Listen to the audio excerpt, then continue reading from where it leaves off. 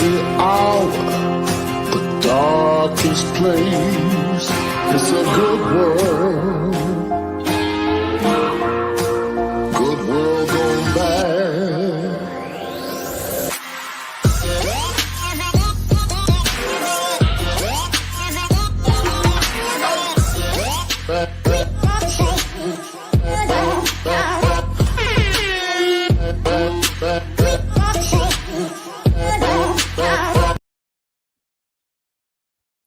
Hello and welcome to What Goes Bump Tonight. I'm your host, Riley Clark, and alongside me, as always, is Trevor Jensen. And today we have a very special episode as we have returned from the darkness of podcasting back to talk about a extremely fun and horrifying documentary directed, produced, and incorporated with Matt Benton, Helena Benton, and Joe Vitale from Entity 7 Paranormal.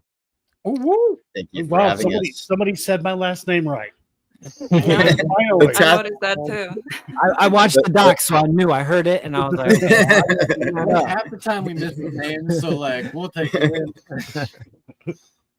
Most definitely. Yeah. If you guys have not checked it out, it is Evil Unearthed on Amazon Prime. It's fucking fantastic. You guys will not be reminiscent not to go watch it because you should 100%. yeah, we literally just finished it before we jumped on with them, and so our impression on it is fresh, and we have some questions for you about the doc, of course. But before we get to that, if you haven't met Matt or Helena or Joe, and they are completely new to you, I know Matt, you've been on the show before, so have you, Helena.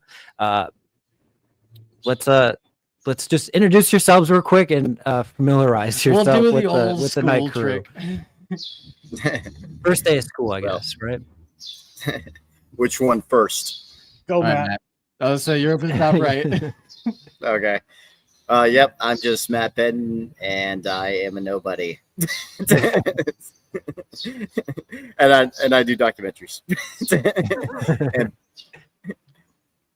and a paranormal investigator, basically. That's about it. Just same old as many others. Right. I'll go next. We'll save the best for last. That'll be Helena. So no, I'm Joe Vitale. Nobody special, nobody important. Paranormal investigator. Been doing it for 30 plus years on and off. Also a musician. Do YouTube stuff. Blah blah blah. Nobody cares. We certainly do. Yeah, so I am Helena. I'm also a paranormal investigator. I'm married to Matt, and I Sorry. have my own YouTube channel, Haunting My Beautiful Adventures. And yeah, I'm Awesome. still new. I'm still new. Yeah, we're all I've only been YouTubers. doing this for 3 Yeah. years. We're all YouTubers here. Welcome to our Yes. universe. Yeah. So from what I know, you guys have all been to the Monroe house previous to making the documentary, right? And some of your experiences. Not Helena. Not you? Not Helena. Helena was the only one that didn't. That was her first time was at that. Don't forget Dante. Oh yeah. And Dante. Yeah. Yeah. Okay. Well, Never been I think he's talking about the ones in this on live stream. That's true. Or the whole documentary too. I'll say definitely. Okay. But with that being said, what were the prior experiences before that? Did it like dovetail into wanting to make the documentary, or like what led into wanting to do this so hard? Well, so it started out when I first filmed there. It actually started out as a different documentary idea I was trying to do, which was Man versus Paranormal, where I get stuck in 3 different buildings by myself for 3 days. And then I did my investigation. I had 2 interesting things that happened, one big one. And then I was like, okay. Then I started learning more and more about the crawl space and started learning more about some of the history. And when I finally got into the crawl space, I was like, yeah, this needs its own film. This shouldn't just be Man versus Paranormal. This should be its own thing. Its own the story of the house. So I was like, I actually scrapped Man versus Paranormal, but I might go back and shoot a different version of that idea and a different concept. But as of right now, I scrapped it and I was like, I'm just going to make a documentary on the Monroe House. And it took 7 years from 2017 all the way to 2024 is when we finished filming. But the documentary was in 2024. And that was counting like the ending stuff when I went to the anthropologist and everything. So, but the main investigation ended in 2023. So, Oh yeah, I say it's very reminiscent of what we went through with one of our like local places around here that we have kind of like thought about many times of doing, but then we went out there and tried to shoot it, and it was like, this isn't exactly what we were thinking it was going to be yet. Maybe we just stretch this out, and then we see how this plays out longer. Mm-hmm. yeah, Right. It's was a very intriguing place. That's for sure. Oh yeah, And it deserved its story. I would say that film, I believe that place deserved to have its story told, because out of all the places that Joe and I have been to, and I think Helena too, like this is one of the most intriguing locations we've ever investigated.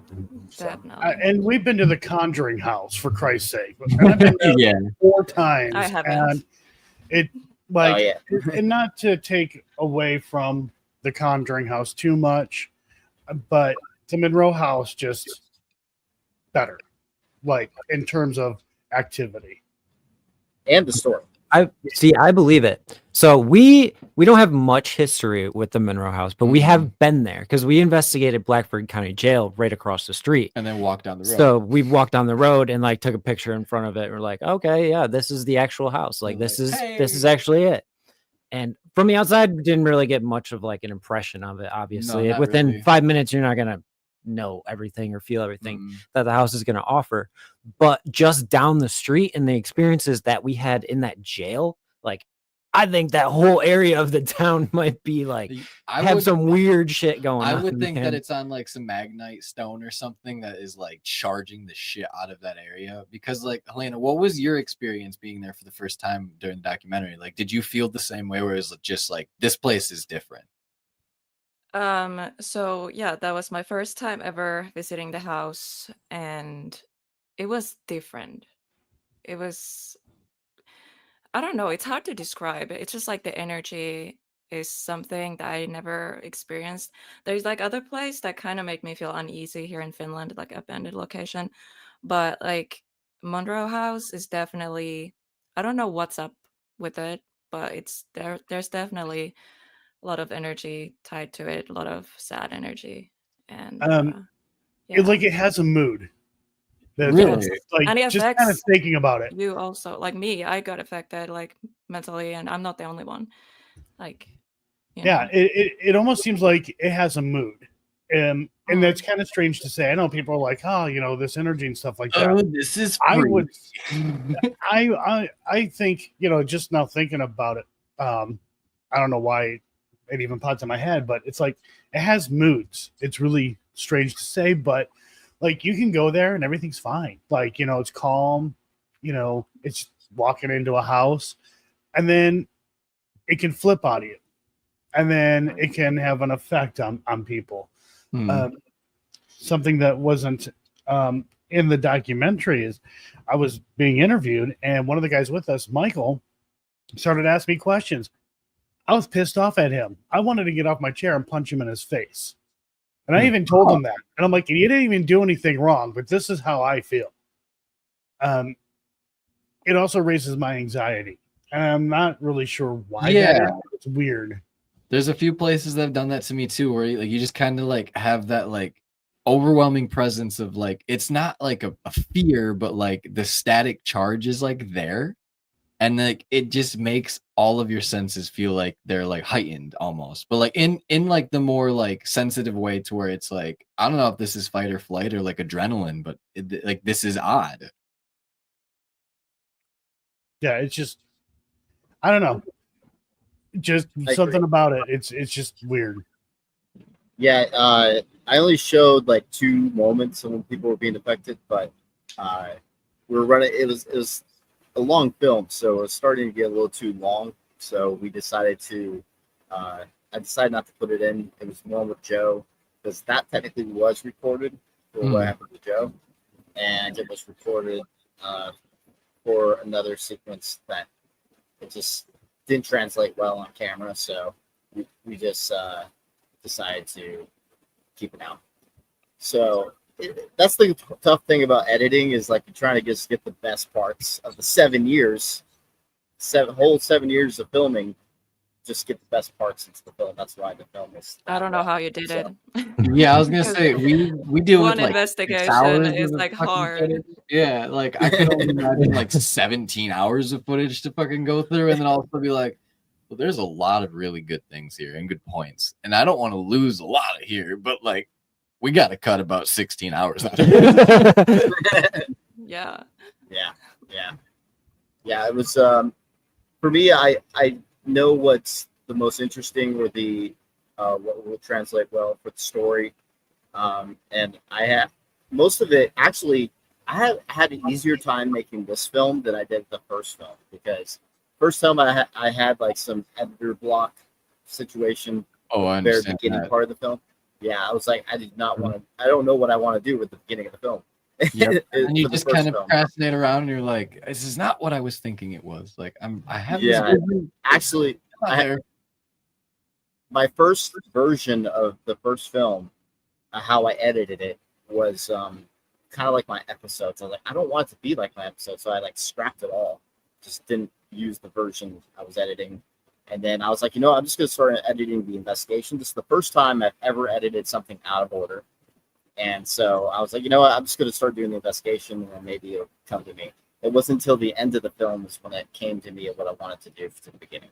And so it's had a story arc to it. For the Right. first film.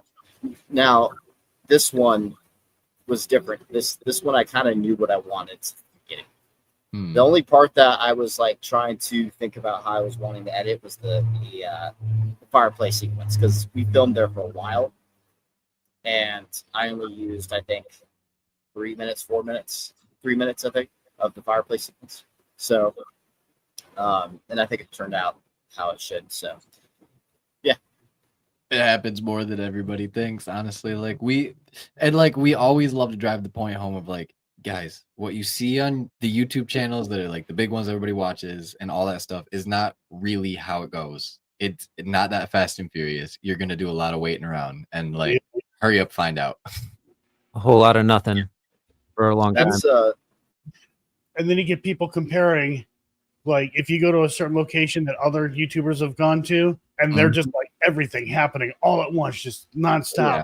And then they compare your investigation to them, and it's like, Which is slower, more methodical, more planned out, like more research driven. If you like want to take it more scientifically, it's like it's one of those things. It's like, well, think about this. right. I know. What's actually going on here? That's like the scales that we weigh all the time, where it's like, man, it sucks that like everybody really likes the fast-paced bullshit, but also like it doesn't feel as genuine like when you're seeing those things happen, because like they might be catching things, but it's also way easier to fake that shit when you're like jump cutting every 30 seconds. Like it's hard. But that's the attention span these days. I know, Like, and that's what it's people horrible. want, and it's kind of That's the It's unfortunate thing. That's yeah. That's why I feel like the paranormal is so We're hard, broken dude. as humans, so we need to fix it. Mhm. I know. out of There's- curiosity. What did you think of the pacing for this film? Wonderful, actually. Yeah, I we thought it both flowed we very both well. said that the pacing was great, like how the story starts and you dive into some paranormal stuff just from like seemed like flashback like moments, when you're Yeah, talking about from the past. the first Mhm. documentary idea, and then you kind of dive into telling the story of the house a little bit, and then how you're connected to the house, and yeah, that was good. And then the investigation pacing is very well, like you introduce new techniques every night, which I think is dope, because I do feel like sometimes when you're investigating, we've found that you tend to do a lot of the same things It over gets and over stagnant. again, and then it's really hard to tell, like, okay, what was actually potentially paranormal and what Yeah. wasn't, because you're trying so many different like things that you can't actually get at like a baseline, because you're not strategically like doing them. It's also the weirdest. Sorry. No, go ahead, Matt. Go ahead. I was just saying, like, I thought it was like also the weirdest Estes session that I've ever done. Ever. Right. So Those, that was yeah. Very true. that one, and also in reality, we filmed those back to back, but I actually put a gap into an EVP session that Joe and Michael and Eric did, because I was thinking, okay, this is too much of the same thing. So I actually put that in the middle. Then I went to that part. So yeah, I separated it on purpose because I felt like it was a little too much of one thing. So normally, like for me, I'll kind of just speak for myself, I guess, on this. Normally, I don't push to try to have things happen. Just if it happens, it happens. But 100%. filming a documentary and having a limited amount of time, like you sort of do have to push. So not to give anything away, but having certain items at the house, I think helped. And then pushing a little bit, I believe also helped. Yeah. So we're actually working on a documentary right now on the legend of Pierre Sheeny in Michigan. And we've been there multiple times over the summer, and we're finding ourselves like the first couple times investigating, and we didn't really push the limits or like push for things. We're just trying to see if things would happen. But now, like, we've been up there multiple times. We're spending more and more money on this trip to go up there. It's like, okay, this next time, like, we're probably going to push things to a little bit of a limit and then try to go over it, because we really want something big to happen, because we feel like the story itself, there should be some type of paranormal something there. And there is, like, that's the thing too. Like it's not that it's not there. It's just that it almost seems shy, or that it doesn't know how to interact, or whatever the case may be. Like the whole story behind the town has been untouched, it feels like. And that's one of the big reasons why everybody wanted to do this, like, for the town, was that the history is quite intriguing. And the fact that this stuff happened more often than we think, and it's just a pocket just right off the road, like a good couple miles down. It's like, oh, a whole town of people died of diphtheria, and nobody talks about this. Like, what? Yeah, it's great when you can find a story that isn't really out there. And so, especially for documentaries, I knew that this one stood out because we captured and have things that no other Monroe House episode or documentary that has been done on the location. We've had things that no one else had. And so I felt like I was meant to make that documentary because of all the things that we were able to get, and no one was talking about it, and no one had it. And so, like, the stick figure footage, I was the only one that had the stick figure footage. Yep. The possession audio was only Justin and I that had the possession audio. And then for the person that did the rituals, it was only myself and Nick Roth's crew that knew, but Nick Roth never put it in the episode. So we were the only ones to really talk about it. So, so we were very fortunate to be the first in certain aspects for the film. So Definitely. So how does everybody feel about the stick figure effigy we found? Like, it was awesome. I was thinking about getting it tattooed. You definitely should. I'll say it, I think that would be a pretty cool tattoo. So, like, That's what's right our here. initial, Right like, here. thought of? Do we think that it's something Yeah. bad, or do we think that it was, like, placed there as a ward, and then when it got taken out of that hole, when it said put it back or keep it in there, it was, as soon as they left the house, bad shit started happening. It was actually, so the basically it was apparently Beelzebub is what it was trying to be summoned for, that specific stick figure that was made. So I found that interesting. And it makes sense, because if you watch the documentary, our evidence that we capture correlates a lot with rituals that took place. True. So that's why we believe the main source of the haunting isn't really the deaths from the past, but more so with the rituals that took place. That's what we believe, at least. So because all of our evidence seems to be pointing towards the rituals. So I have to ask then. Okay. What is your opinions on like the entities that it brought forth? Like what are they potentially? Like is it I can't even say it, so I'm not even gonna try the Buzzle Bob dude or whatever. Like The Buzzle Bob. I like that. Beelzebub. Bubble Bob. Beelzebub. Beelzebub, Bebo Bob, Bop bop. B-boy. Here's, I mean, like, my opinion, real quick, is I believe it's one entity, acting as, or what's the word I'm looking for? The word escapes me. Anyways, I believe it's one entity that is pretending to be others, like once living people or whatever. And my opinion, I do believe that it is demonic, and no, not everyone is going to experience that when they go to that location or any location if there's It's something selective. demonic there. Right. It's- Mimicking, that was what I was trying to say. But I mean, that's my opinion, but also, and not in the documentary, but I was there with the demonologist, and something screamed at us. The demonologist was doing his thing, and it sounded like whatever it was said, "Shut up." And then there was also a name, but it wasn't Beelzebub. It was, you know what? I don't remember. It started with an A. I can't remember. Azel or something. Oh, something Asmodeus? that. Azazel. For Zazel? Yeah. Yeah. Azazel. Yeah. Well, Asmodeus is a completely different beast, but yeah, believe me, I know.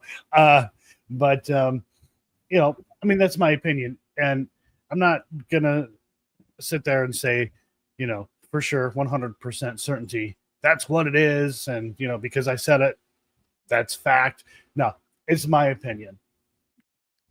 Yeah. Yeah. Well, that's Yeah, what most of the 100%. paranormal is, anyways. 100%.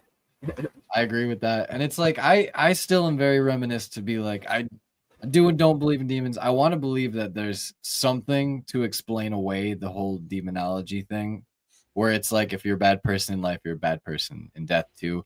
And I don't think necessarily just because like a spirit that's been here like since the primordial beginnings would make that any type of demonic, because it feels like it's just the moniker that the church put onto it. But at the same time, like there are also like weird aspects to where it's like, do aliens have souls? If they do, would they look like demons?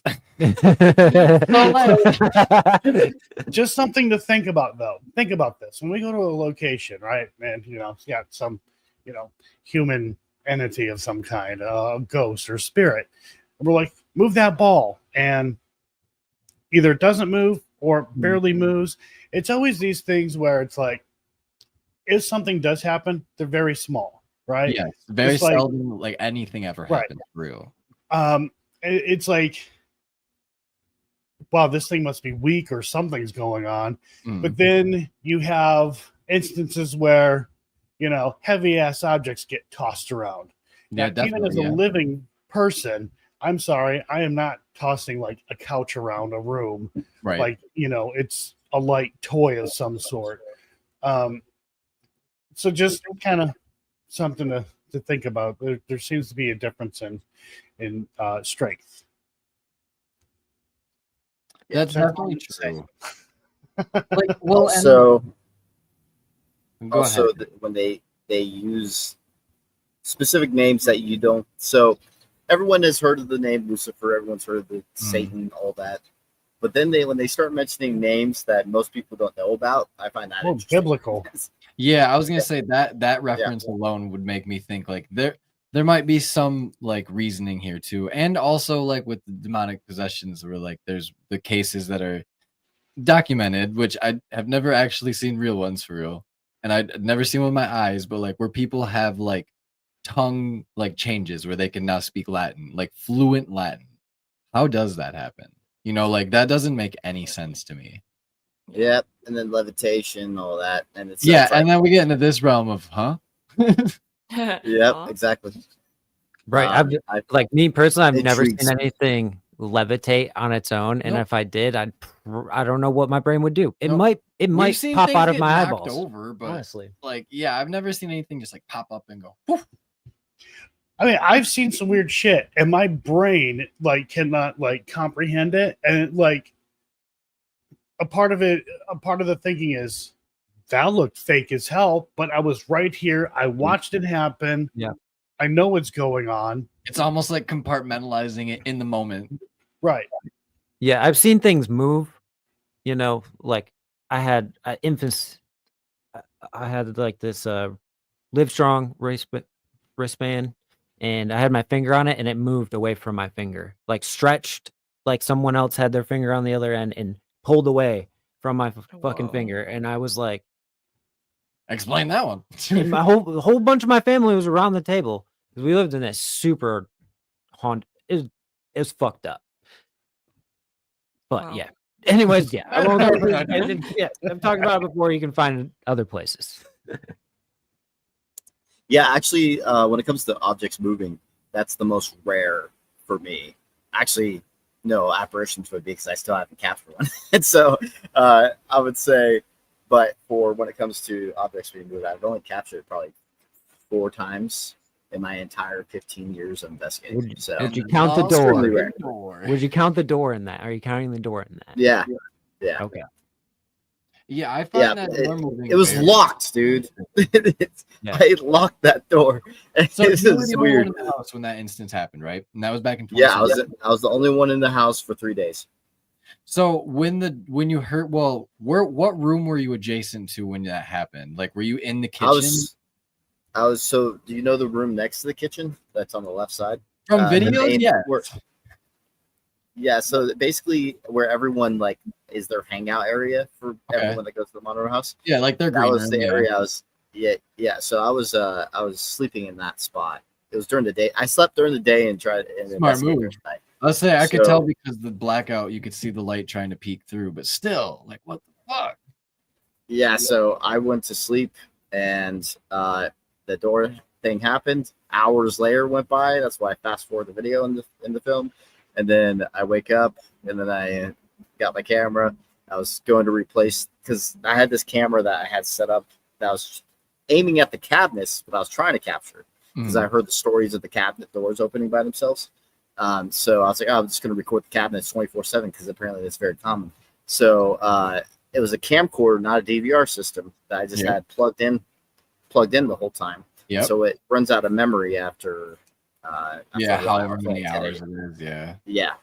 And so I keep checking it every 8 hours or something like that. I forgot how long it was it could record for. It was only 1080p. It wasn't 4K. So anyway, basically it was I was about to go change it out. So every single time I exit, I bring a camera with me just in case. And so that's when I noticed, holy shit, the door's open. I thought my initial thought was someone broke in. I was like, Yeah, I would have thought that too. So the first thing I did was Like being grab here, the like, camera. like that chunk of the lock, like Yeah, nothing. No, it's Crazy. one of those. It's one of Always those little locks. pin that- style locks. yeah, it's one of those small ones. That's Mhm. yeah, and you see it when I show up close to the video and Mhm. trying to see what was going on with that situation. But yeah, that was very intriguing. Very intriguing. I loved it. This is so cool. You saw how excited I was because that was my first yeah. time capturing it. That was my first time capturing something move. Was that day? Well, and it Oh. didn't just like swing; it like popped and like Mhm. like just like ever so glided and then just stopped. And it's like that didn't seem like wind because wind would have fucking kept going. Not just that, it stayed there the entire time after that. So if there's a little bit more wind, you probably might see a little bit more sway, but there Yeah, was no it more just sway looked after drafty. that. It ended. Well, plus that Yeah, whole screened-in porch is actually like nice, like it's actually enclosed well, is what we looked at when we were trying to like peek in. It is, but there was broken windows during that time. Okay. Uh, Yeah, so that was I almost think at 10 that years point ago. in time, that porch was pretty fucked up. Was it? I mean, still though, that door, like you even pulled on it, and you could tell that it has to be turned and pulled. Yeah, the locking mechanism, it was working properly. So it was very weird. So now that you guys have all been there and done paranormal investigations and explored the history and potentially removed objects from the place and brought back objects to the place, do you now feel like you are more connected to the house than you were prior to the documentary, like even on like a potentially spiritual level, Or now we an estranged ex-wife and we don't want to go back. Yeah. You know what's funny? You know what's funny is that I told Michael this like when I was trying to get access to the place. I had a weird connection to that place since the beginning, and 100%, I even yeah. told him. So at the time I was trying to get access, it wasn't open for investigations. It was basically just Dig Paranormal, which was the first group that ever went there, and it was Nick Roth that went there also. Wasn't that right And after so- the fire too? I don't know what year that was that I can't remember what did year it was either, the but fire happened. I wonder. But it wasn't. Eddie wasn't really wanting it for open investigations for a while. It was more of a recent, actually, 2017. I think was when it first opened up for investigations for the whole public, and it was after the Nick Roth film there, and so Wow, we were like among the first. Yeah, I would say that's actually fucking cool.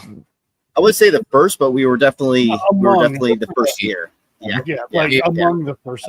Yeah, yeah. So it just started opening up for the public, and because I tried to get access and they said it's not open for investigations at the time when I was trying to. I think that was 2016 when I was trying to get in, and then later 2017 it did open up, and that's when I went, filmed Man vs. Paranormal there, got that one piece of footage, and then I got access to the crawl space, and the rest was history after that crawl space situation. I was like, okay. How This like is generous good. was he with the crawl space? Were you like, could I go down there? Or was he just like, hey, there's a crawl space. You want to check it out? No. So I had to do some negotiating. Okay, I understand. I when they moved because- those big ass bricks, I was like, oh, they had that shit really boarded up. I got really lucky because he closed it up. He didn't want anyone in the crawl space. And so the only people that were ever in the crawl space was myself, Nick Roth, and Dig Paranormal. They're the only ones that ever been in the crawl space crazy. when it comes to paranormal groups. And so and I was the only one that found that big stick figure. So actually, no, it wasn't me. It was technically Eddie that pointed it out. And so, but when it was pointed out, I was like, holy shit! Like I was living a movie moment. I was like, it was so To cool. find something like that is so bizarre. Like, you know, you don't expect to go into a crawl space and find like a stick figure, like twined, like vine-like structured being. Did you like have to pinch yourself like I am not in the Blair Witch right now? Holy fuck. No, so what was funny about it was actually I went to go so right after seeing it, I was like I had my reaction and everything. I was like, I need to go get my Zoom recorder. So I actually do a cut and I do a B-roll shot and then bring it back because I actually went to go back to get my Zoom recorder. I was like, I need to record better audio than this shitty That's camera how up here. it So- always goes. Like, you don't expect I know. these things to happen. Yeah, I was like thinking probably wasn't going to show much, except for like maybe shots, like Yeah, so actual here's the shots, corner. and then, Here's Yeah. the trustless. I'm going up. and then Ain't shit down here. I should have been prepared anyway, but Right. but when I was going down there, I was like, after seeing that, I was like, okay, I have to go back for the recorder because I was like, I need good audio right now. So I went back, What a then, clutch then grab. crawled all the way. Yeah. So then, I just crawled back, and then that's why you see me all excited in one part, and then after that cut, I'm just normal tone. Yeah, I it's already have like, my reaction. what is going on? I was like, because you can even hear the audio difference when you pay attention. You hear the clarity change when it cuts back because I went to go back for that recorder. So how would you describe what it was like made of? Like what was the like texture of it and like the weight? Was it like heavy? It's like twigs. No, Just twiggies, it was just twigs. of twiggies and some twine. kind. It's like sticks. It was just sticks.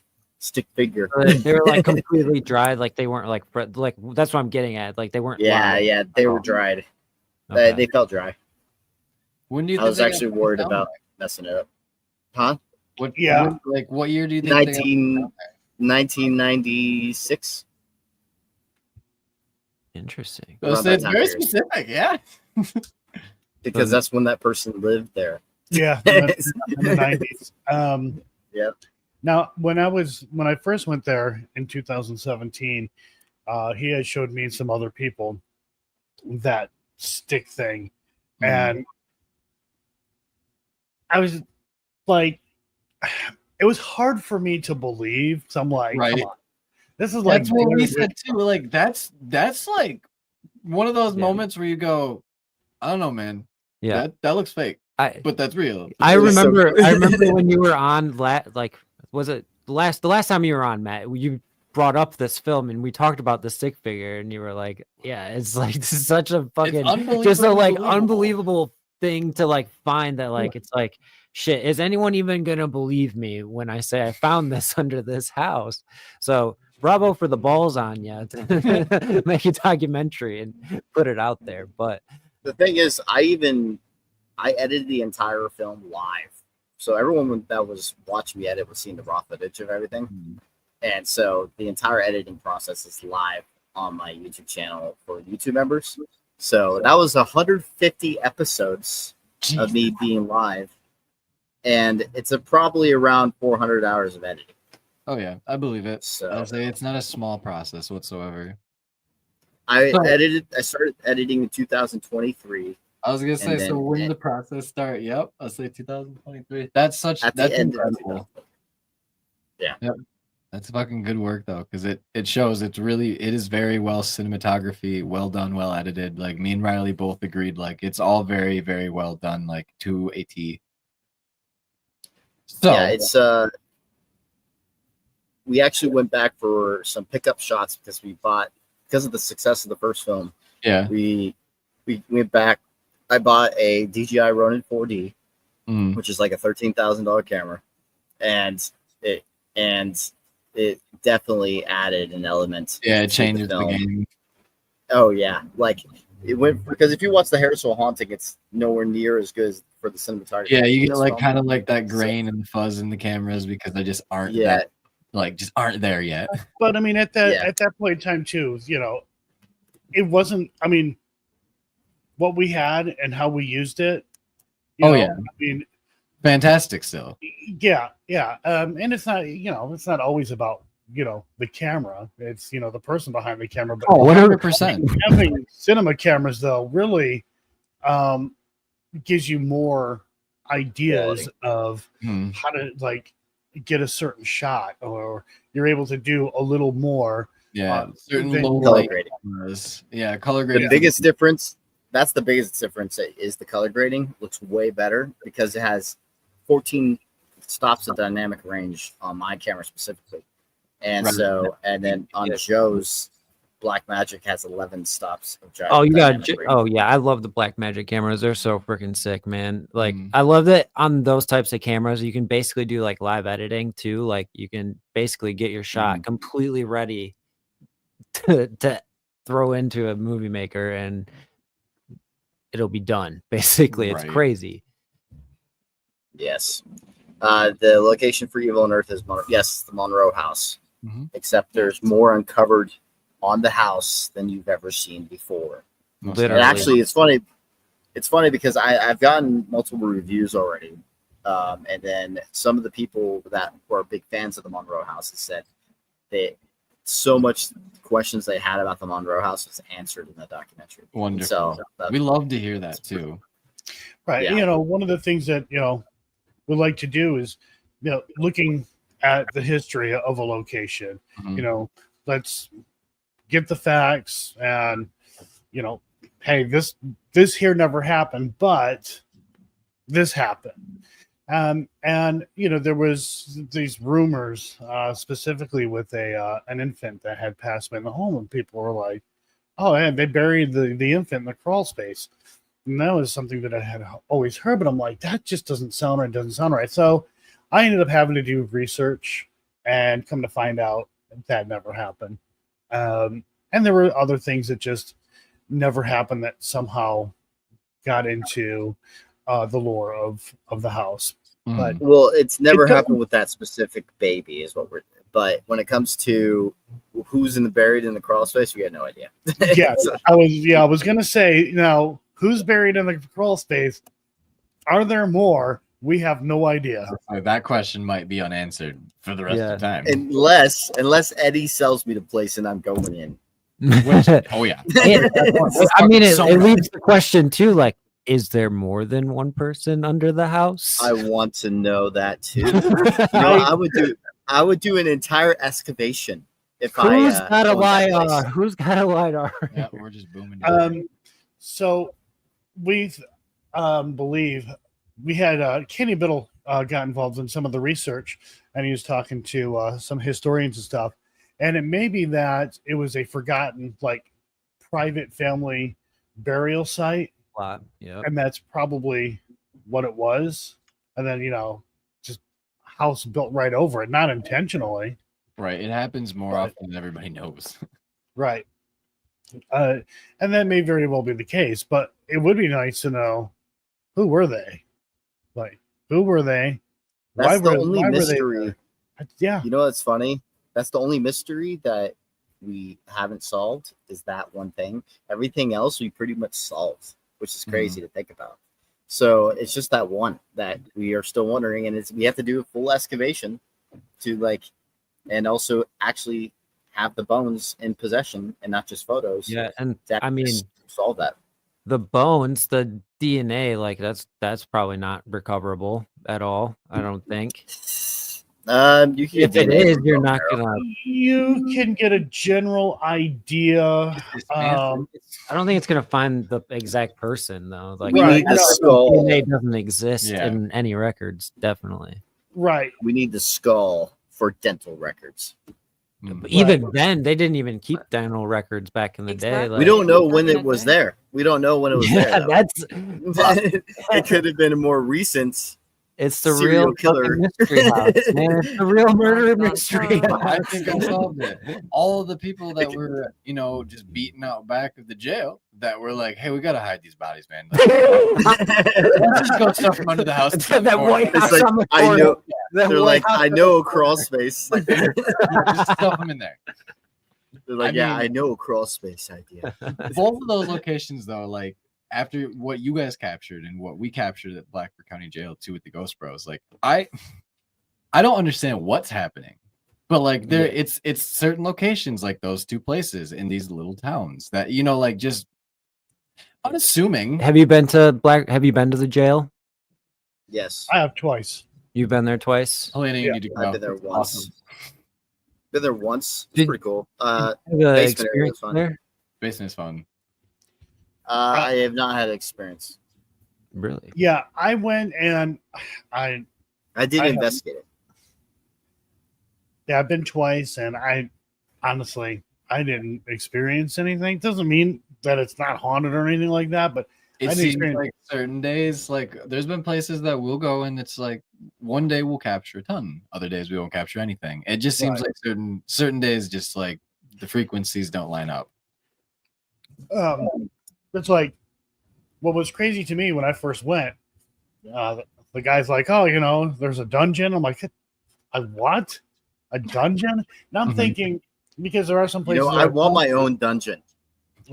There's so For many- my future house. My future house is gonna have a dungeon. There are some places where I go to, like, oh, there's a dungeon in the basement. You go in the basement, it's like this little, like, I don't know, 6-foot hole in the wall, and they're like, Yeah. "Oh, it's a dungeon." It's like that's No. that's not a dungeon. Like, No. it's far No, from I a- crawled in that bitch and there's so many spiders. Um, but yeah, when he said that, I was expecting, just something stupid, right? Nope, I was wrong. Freaking chains on the walls and Yeah. like, all this. I'm like, Jesus, man, holy hell! Yeah, that's my kind of dungeon. Just kidding. I bet. Oh my. I'm just- So, Helena, with your first time being at the Monroe House, what was your like oh shit moment where you're like, this place like is for real like spitting out some weird shit? Oh my god. It's I can't What? remember exact I was there. moment, but Just kidding. there is so much. It's not when they were talking about when they said spit stuff out.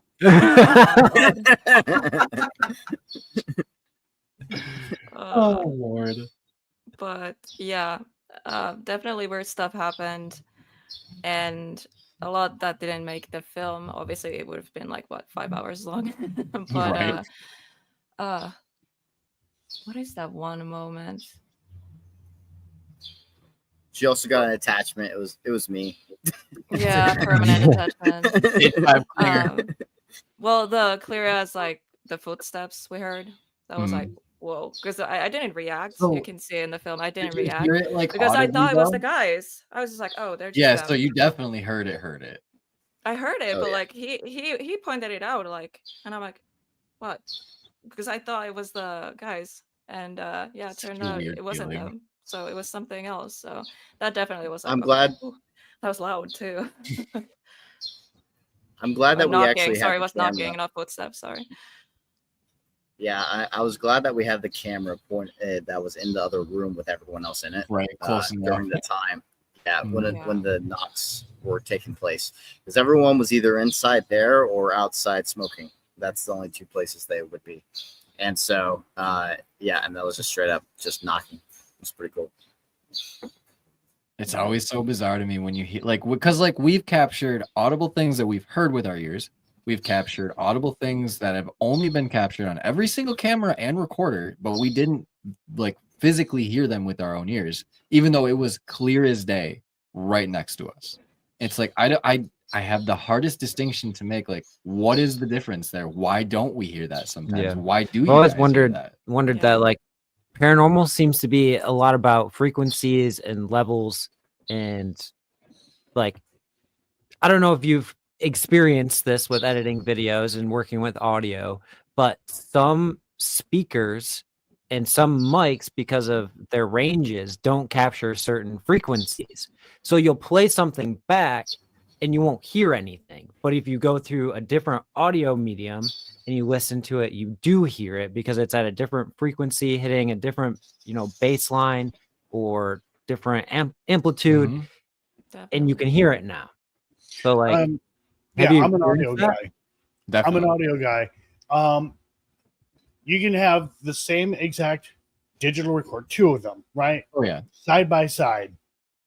Even though they're exactly the same, one of them isn't going to have, one of them is going to be a little, how do I want to explain it? One of them isn't going to be running at its, full. Yeah, the full range that it would put Right, pick up because it's quality control, right? Mm. Nothing is going to be perfect. Nothing is going to be one for one. And yes, speakers absolutely do matter.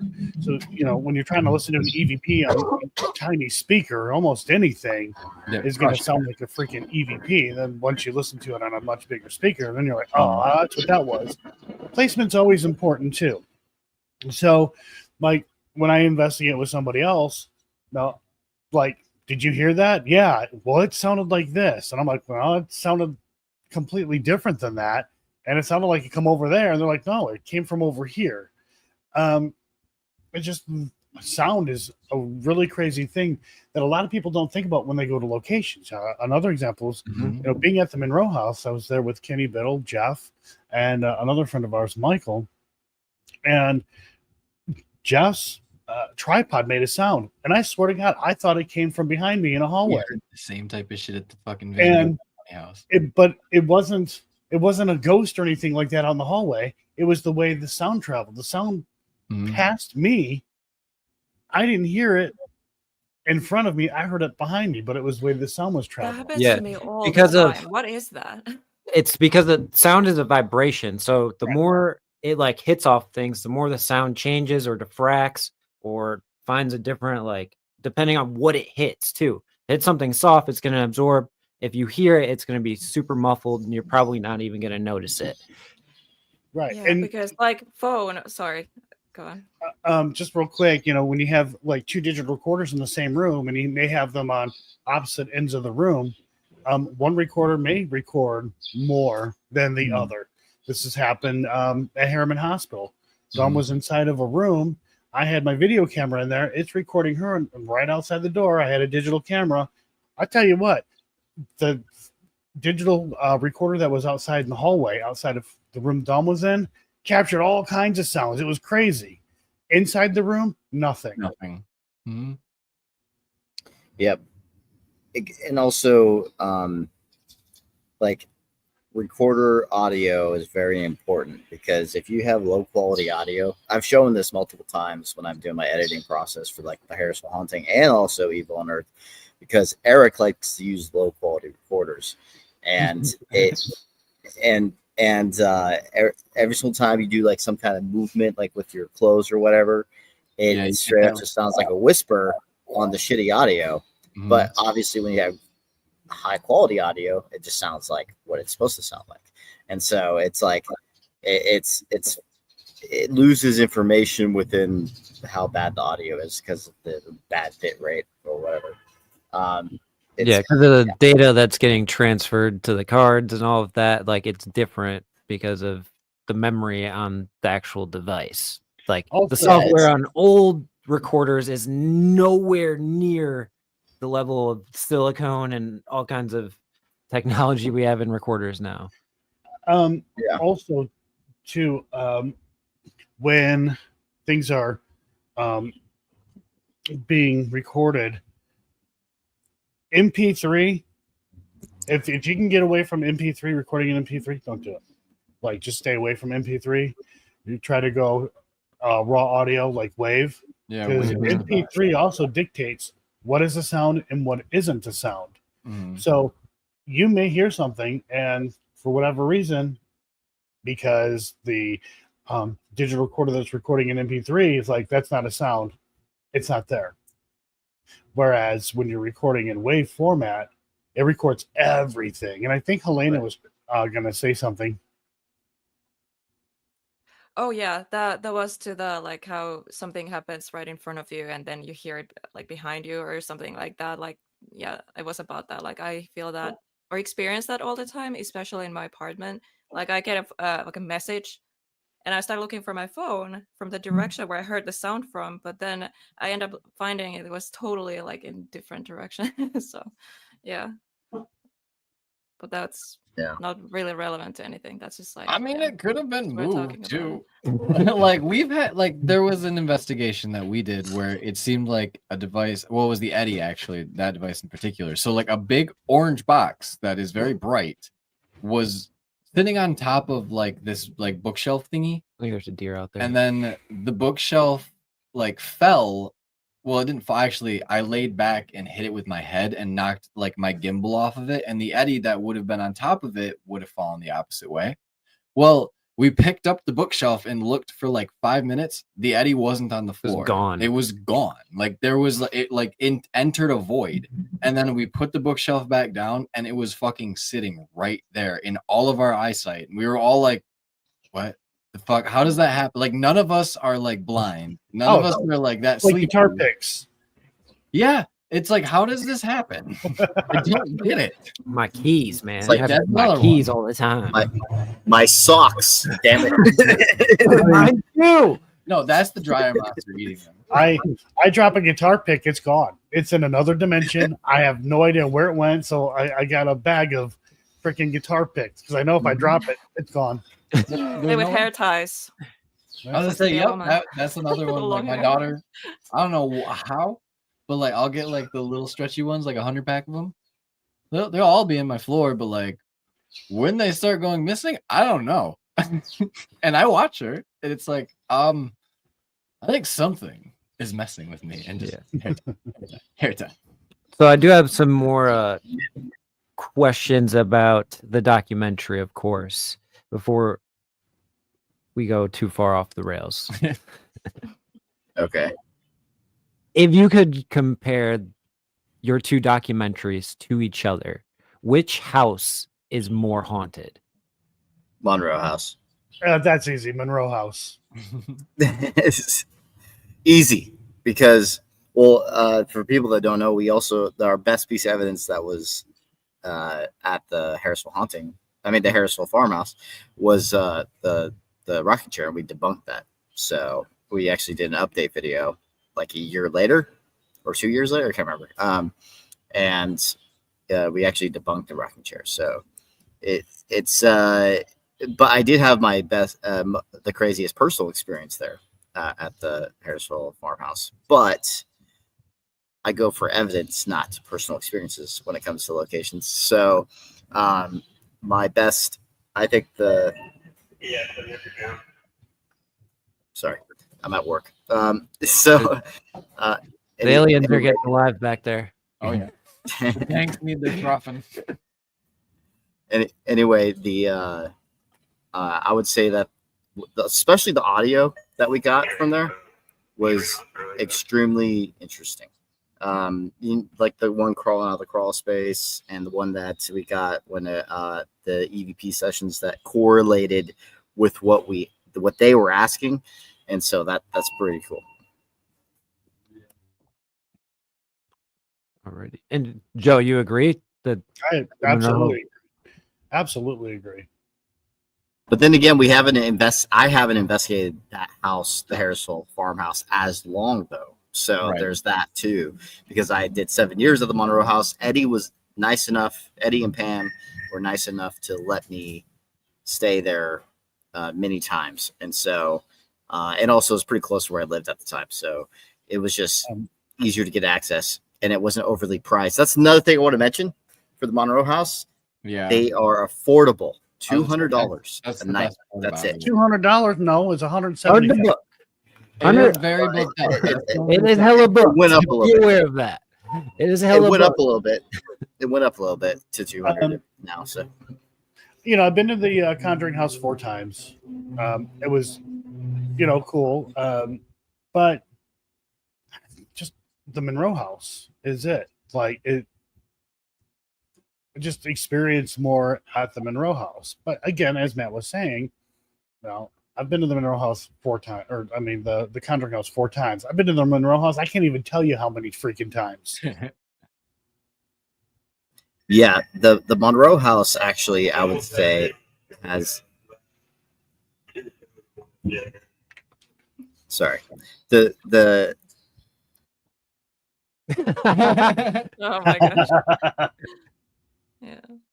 What about the house for you, Helena? Do you think it was one of your more top locations? Do you think it was, like mid tier for like the spookiest you've been?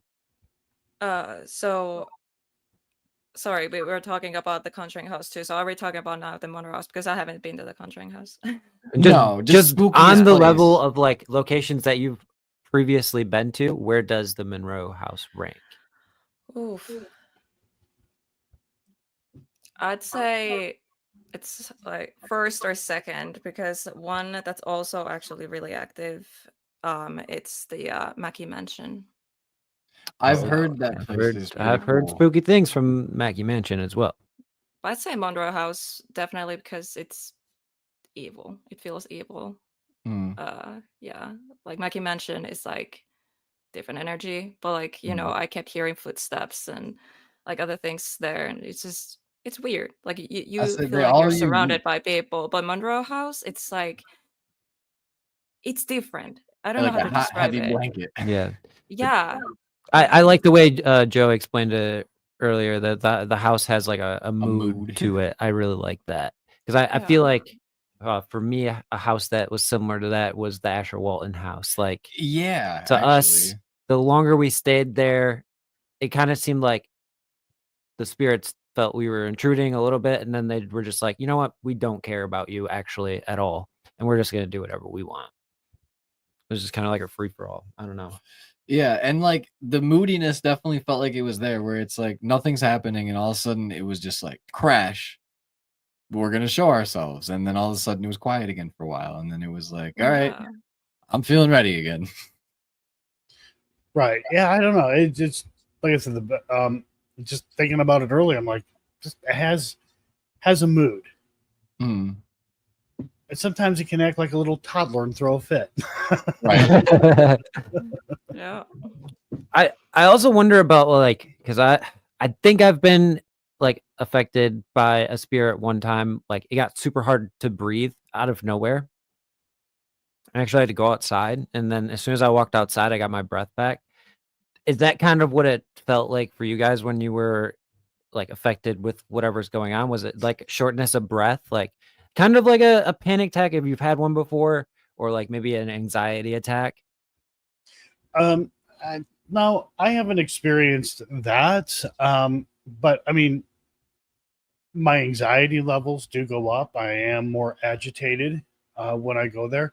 And it's not that anybody's like done anything wrong. It's just for some reason, it's when I go there, I just get aggravated easily. It could be, and I just get aggravated with it, like setting up like a tripod or something, and it's like, God damn fucking duh. And it's like, just set the goddamn thing down and put a camera on it. It's like, why are you struggling? Why are you getting pissed off at a piece of fucking plastic? Like, do you guys why? feel like you're I would empathic say in any way? empathic. No, he's definitely not empathic. I'm not. Yeah, I'm not sensitive. I'm insensitive. Oh yeah. I am definitely sensitive. Yeah. Yes. And then I would say that I am sensitive to the locations that we go to.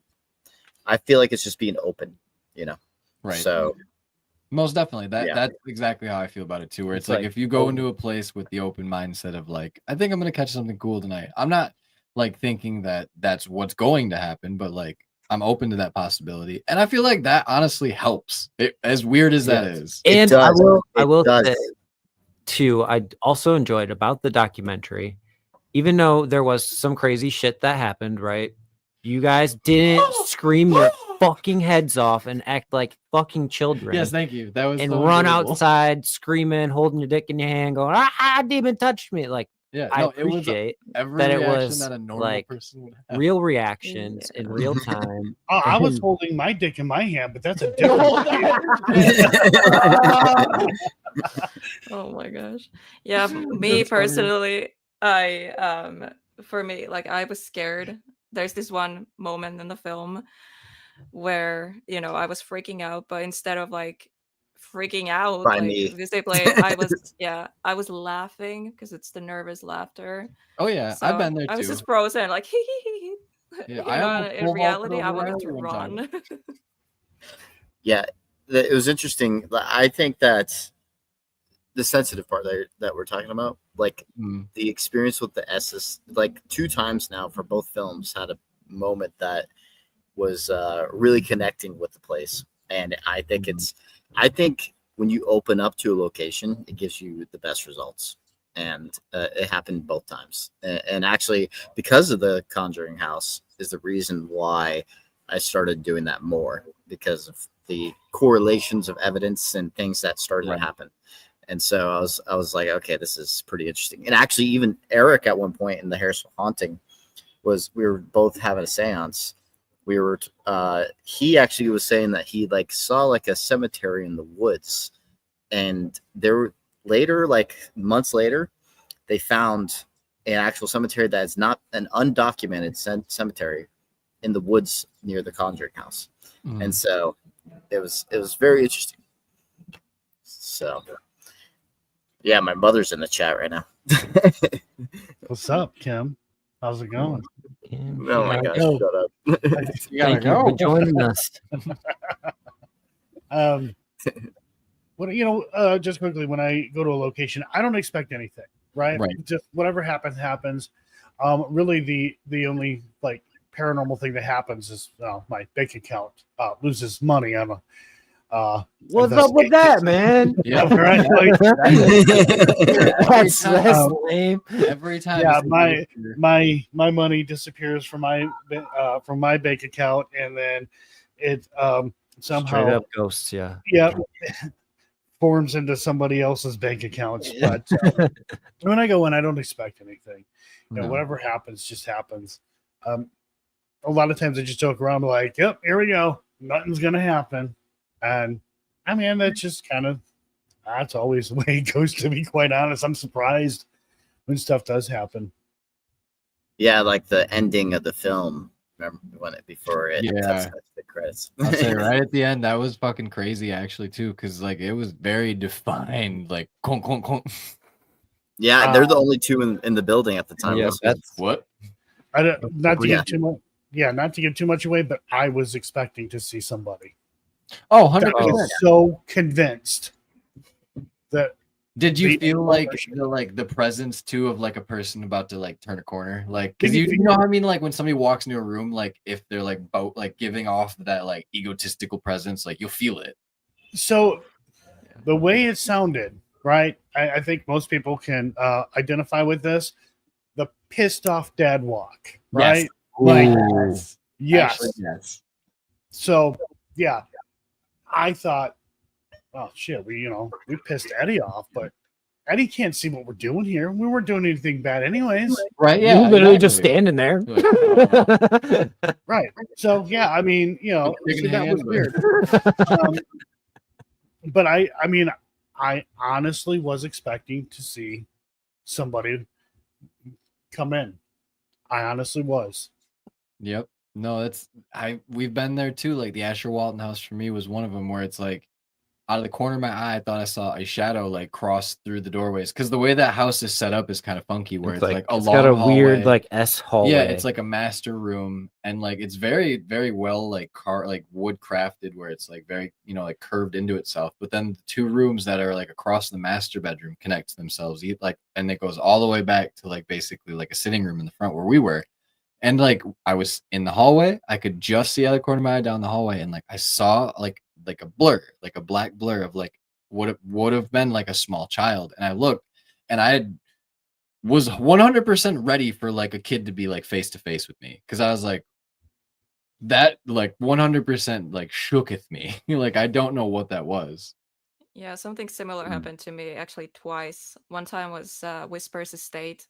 I felt someone was like on my right side. It was the hallway on the second floor, and I felt like someone was running, and I heard it clear as day, dun, dun, dun, dun, dun, dun, running footsteps.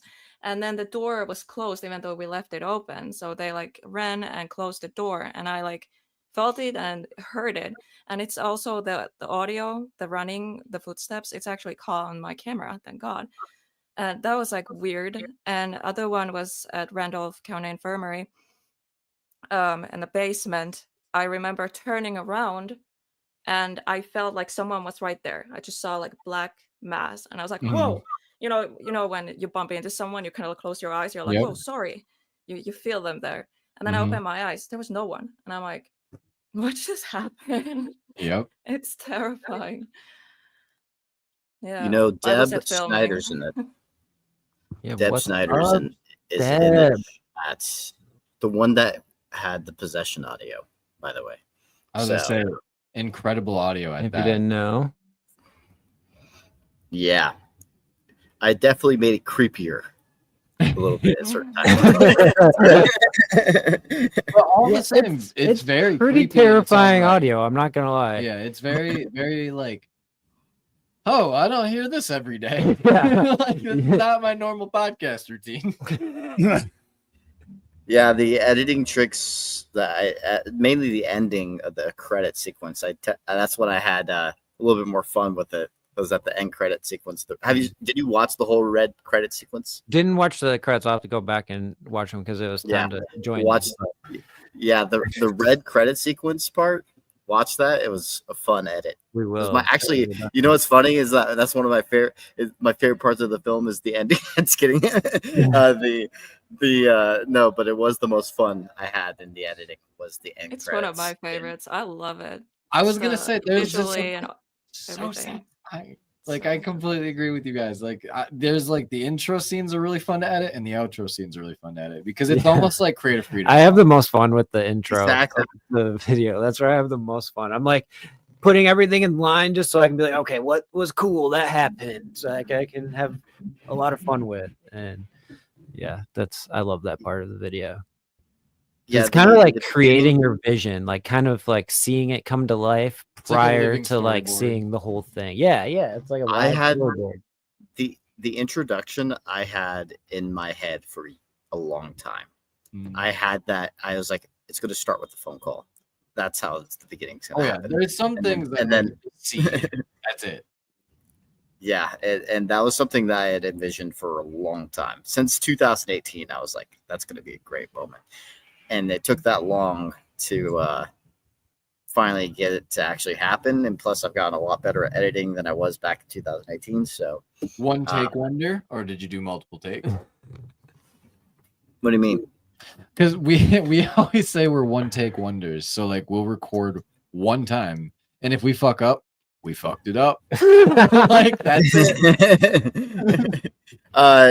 The only time I do a retake is mainly for the voiceovers. that's the only thing. That's dude. because- Hey, I will prop you on the That's like voiceover too, voiceovers are because good. I know how hard voiceovers are, because you have to listen to your own voice And back. like you want to hit a certain tone and a cadence too, and like And oh, then you God, got to that gets continue. hard. Once you find it, you got to continue on the same tone the entire time, and like always have to like. Oh, and if you don't do it all in one day, and then you record it, then you bump a setting. Good all luck. those were mostly recorded on separate days for a lot of them. Oh God, And I applaud you. That's hard work. It the is. way I edit is like I go down the timeline. I'm like, okay, I kind of want a voiceover for this part, so I write up a voiceover.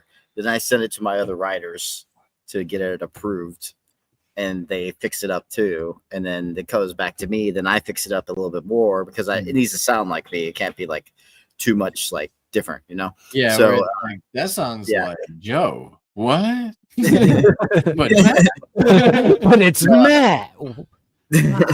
No, my writers was Rachel Waterhorse that was in here, and then also she's a English teacher, and then on top of that, Tanya LaForce West and Princess Scary. So that's your YouTube name, and so those are the three that helps me with the writing. Sometimes one was awake and sometimes the other wasn't, so that's why I kind of went to multiple. not only that, writing is hard. Like it's so time consuming, and to like critique your own work is not super beneficial. Like No. so having like that like external source to be able to bounce ideas off of and like do the peer review is so nice. That's why I was like, I'm so Oh, glad yeah. we have each other to two on you. I hate voiceovers because when I do them, It's- I go on a roll, then I'll sound like head. Oh yeah, I'll get Oh, caught I off hate in those. that. Oh gosh, that's me, 100%. They all saw. I can't do a all my mess voiceover. ups. Sound really good, really 100 good, retakes. and then one word, some reason my brain can't put the Beelzebub words be above? together, can't make the sounds right. Yeah, like Buzzle Bob. Like, I just can't say it. I know I can't say it, so I'm not gonna try. And you see The the French result words. come out. When I was trying to get to the French words, I would have to look it up, and then I would listen to like the voice, like them saying it, and then I would listen because there's the painting sequence. That I mean the Beelzebub, that sequence. There's a part within the description of Beelzebub that it was like a French person. So I was like, oh God, I have to go look up this name. and then it's like, God damn it.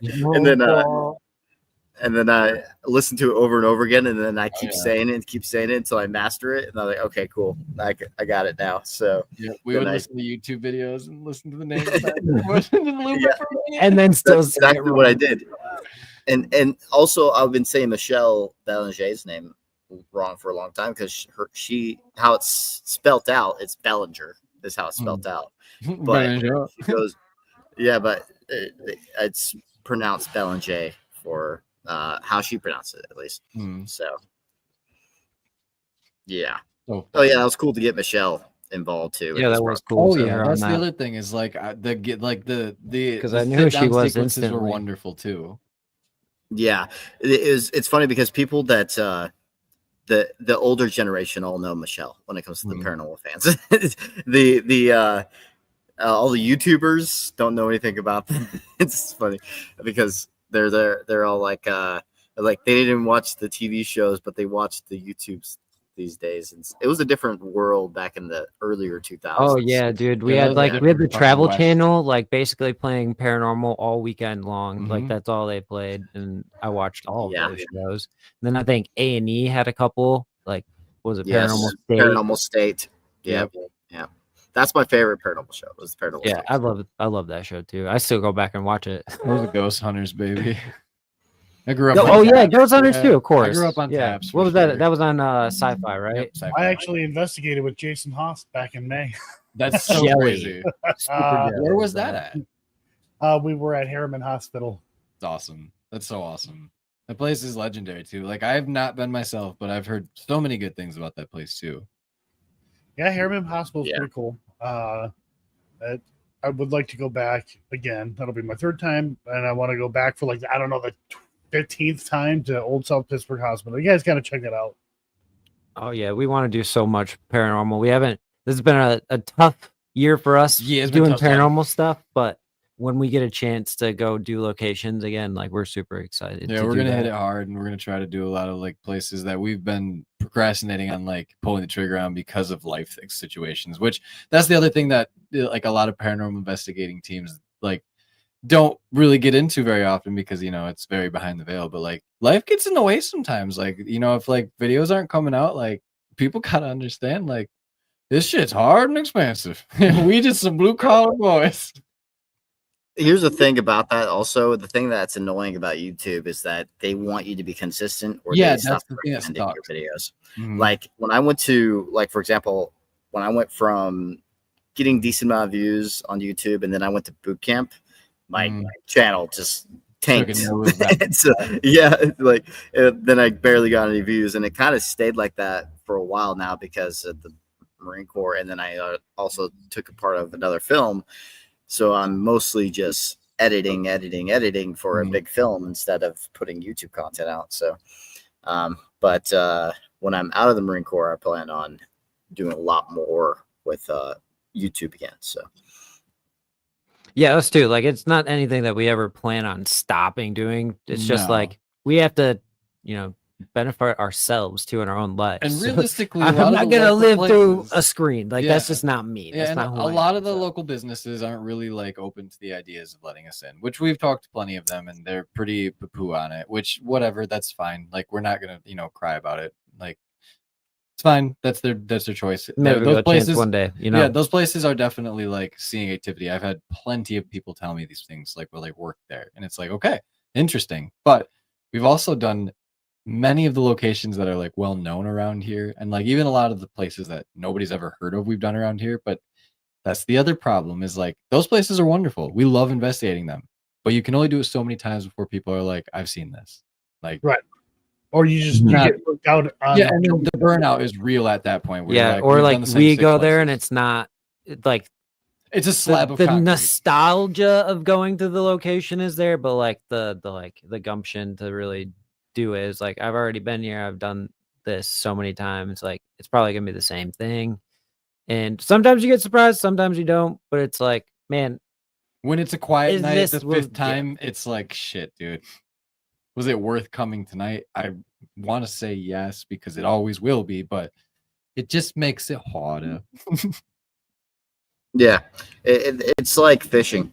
Sometimes you don't get a Oh, bite. dude, I know. we've compared it to fishing It's before. Yeah, so much like fishing. it's fun to go. You love the camaraderie. You love being around the Mhm. people, enjoying it, seeing somewhere new and exciting, and then you just don't know if you're gonna get a bite. And then you got to charter these shiny fucking boats that cost so goddamn. You hope you get that bite. Yeah. Luckily, you don't have to pay a captain. Yeah, that's Yeah. just that's the hardest part about the paranormal. Being in there is the best. Like I don't necessarily feel like I get scared anymore either, unless there's like loud explosive noises next to me that are like jump scaring me. Like being in these places feels like just like a home away from home almost, where this is a touching the past moment where you are lucky enough almost to like see the veil cross here. There are some locations that I go to where I'm like, I don't want to investigate this place. I want to film B-roll. Holy crap! That's the other part. B-roll is so much fun to shoot. You're like, look at all that especially if you investigate like a museum or something. You're just like, oh my gosh, look at this, like, oh, this is so cool. Actually, it's funny because I would say House of Wills is like that. It's like one of those places just like it's like Yeah, it's like it goes forever. They're rolling an alien past him right now. The aliens are coming. The Area 51 has gotten really, really crazy, guys. Yeah, that's where I'm at, guys. Area 51, totally. Obviously, look at the tanks behind him. No, he's at a distillery. That's what those tanks are. Sure. Yep. This is totally not Monster. The boys in brew. Yeah. But I would say that I fucking love this job. Like, it's like, Oh yeah. it's the best thing I've ever done. I'll be honest. When it comes to being able to do the paranormal as your job now, it's my dream basically, and being a filmmaker too. Like, Right. you get to express yourself as an artist in a different way, and so I have a lot of fun, and I can't wait to keep going. And we're also now thinking about doing a TV show too, so we'll see what happens with that. Hopefully So- that happens too, because I know that you'll put together a freaking sick ass show. Right. Because I know Also- you will grind. I mean, obviously, if you get a TV show, you're I'll probably say- not going to be doing the editing, but maybe you will be. I don't know. I mean, I whatever will. Yeah, I would say the TV deal is what TV deal is. But I mean, regardless, I will probably edit it. We want to make sure that we have like full control. That's what we've always said. said that too. We don't care about the dollar amount as long as Yep, we're as long as getting we get to keep the our creative control. control. Well, let's then- just say this, guys. If we don't get picked up, I will be self-distributing it, our own TV show. So what you're either saying way. is regardless, it's Regardless, happening. we're doing a TV show. it's happening Something regardless. is coming soon. Are we gonna do any? I don't know about soon because it's going to take a while to film everything. Yeah, but, yeah. Soon is especially if just it's conception self-distributed. time, If it's self-distributed, then it's going to be a bit longer. If it's by the actual TV show cable network, then it will be sooner because Yeah, they now we're pay for pushing. it. I want to go to Japan. I want to go here. I want to go here. I already have a list of locations on some of the locations that I Mm, want to do for this coming up TV show. That's Yeah. all I can say. I'm not going to give any details of what it's about, but I thought of a cool pitch idea. That So we got the elevator pitch working. I love this. Say no more, Matt. Say no more. Yep. hmm Before litigation strikes. Yeah, so No, we'll see what happens. Yeah, no, that's incredible. Just decided this like 3 weeks ago or something like that. Hell So yeah! this So is- it's been in the thought, but now it's coming to fruition. That's what we love to hear too. It's like that's Or- the thing at the end of the day. You know, like we're all out here to find the same thing and the answers out. But like, I love seeing everybody succeed and be able to do the things that they love to do, and being able to do like making documentaries just would be so much fun. And I'm so glad that you guys get to do this. Yeah. The Monroe House, I'm just happy that it's finally the story is told for Right. the most part. Obviously, we don't know the bones of the person.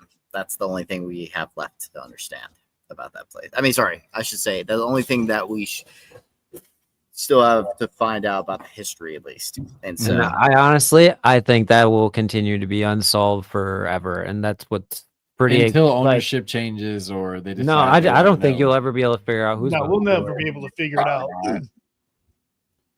at least I could take them with me. I'm just kidding. If Eddie ever tries to sell that place, I want to have him contact me first, and I will buy it. I'm gonna tell Eddie, hey Eddie, just if you ever plan on selling it, Yep. Look contact this me first. And I would definitely own that place, and then I will go through the crawl space for sure more often. Then maybe make. Then I would also maybe make another film. Maybe I don't know. I don't like doing sequels. I like going to the next thing. But if I own the place, it might be a different story. So Right. So, yeah. At that yeah. point, it's like, well, shit. Yeah. It's easy. It's easy enough. Like, I think And- there's more to be told. Oh, But dude.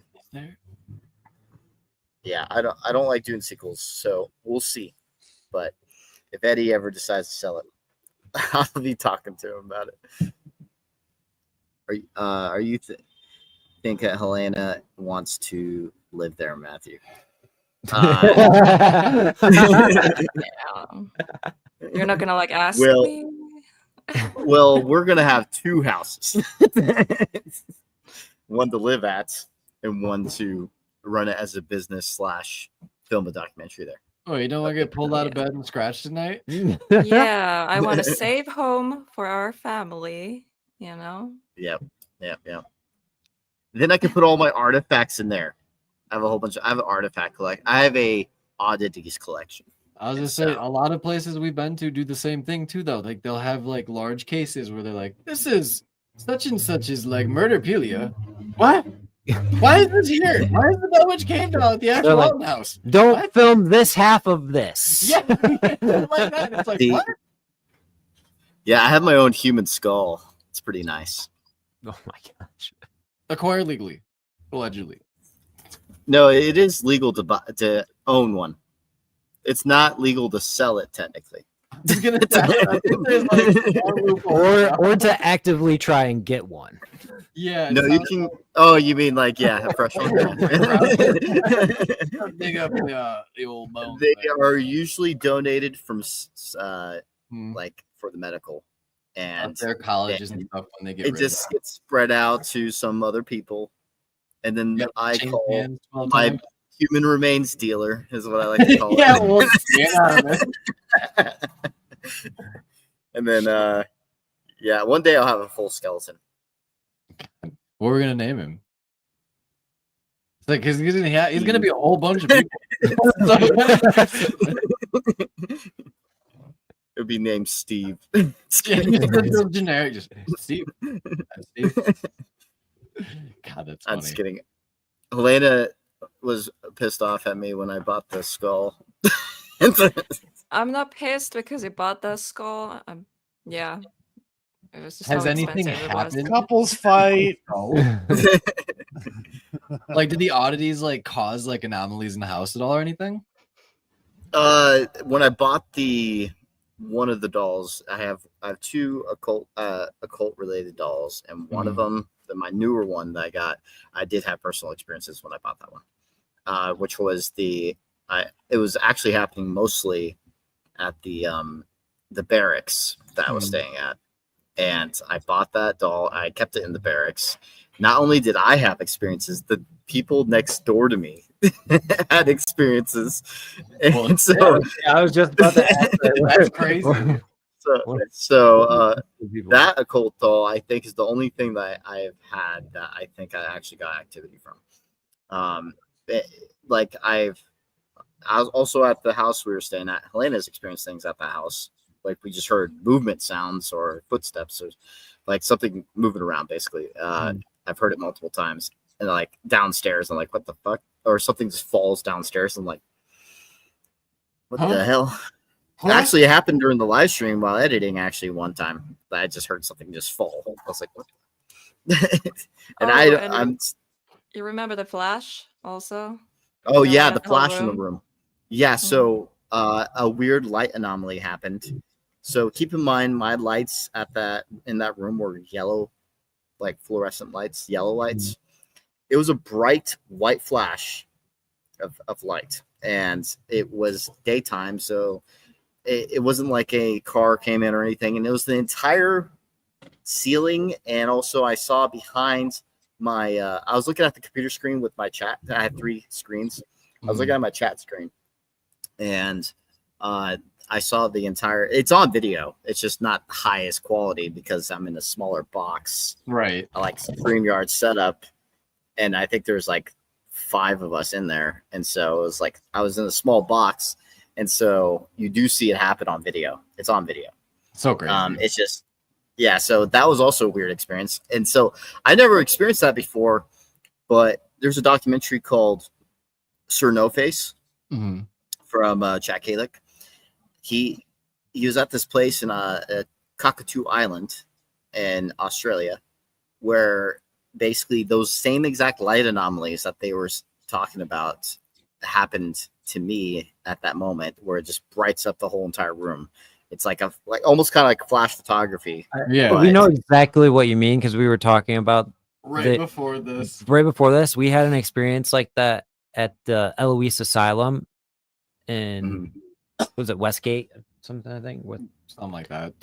east side of the state. I forget what city it is. Westgate. Oh no, I cannot. It starts with a W. I know that much. Westland? Westland. Yes. That's it.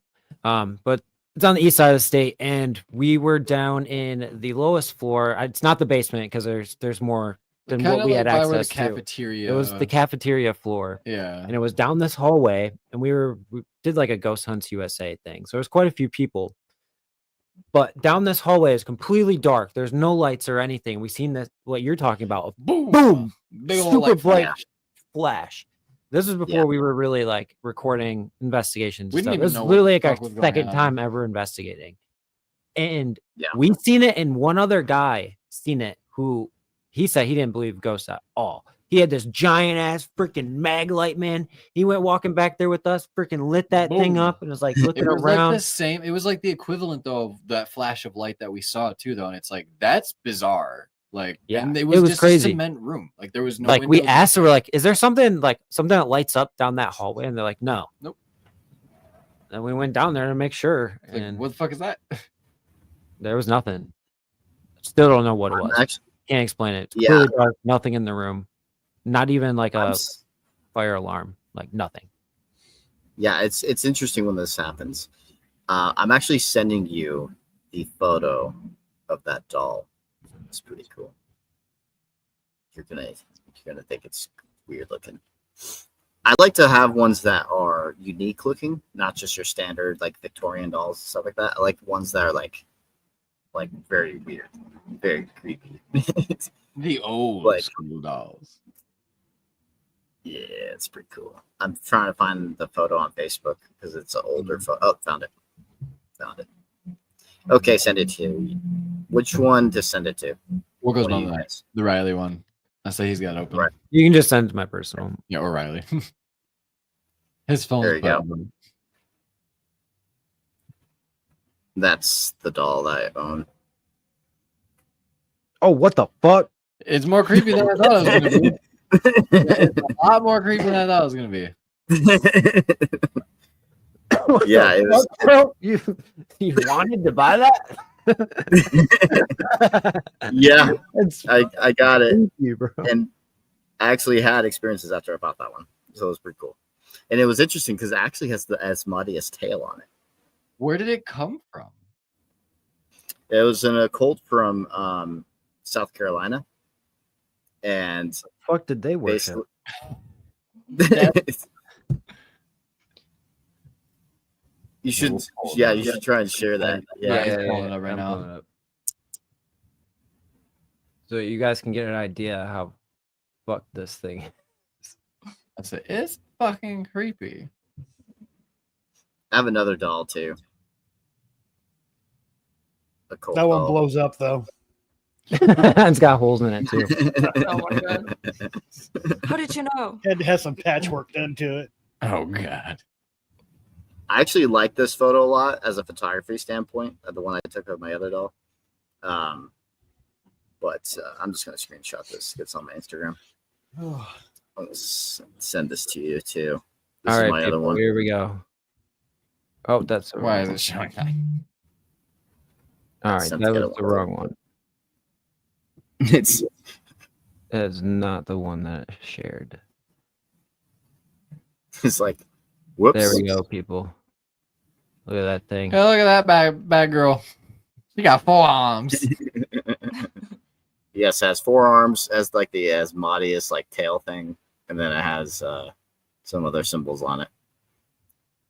Yeah, I can see why your neighbors were also like bugging out. I sent you the second one that I have also.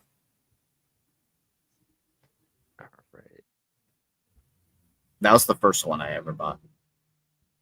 Oh, see that one? Yeah, that one's cool. I like that one. That one's cool. That was cool. And it actually came with, I lost it, but it came with some papers of how to summon that specific one. Oh, it said, hey, if Yeah. you want to become a ritual leader, this is how you do it. You want to start a cult, bro? Right Do here. you think that one's Instructions. haunted as well, or just the? I'm building a collection, and it's going into my future haunted house.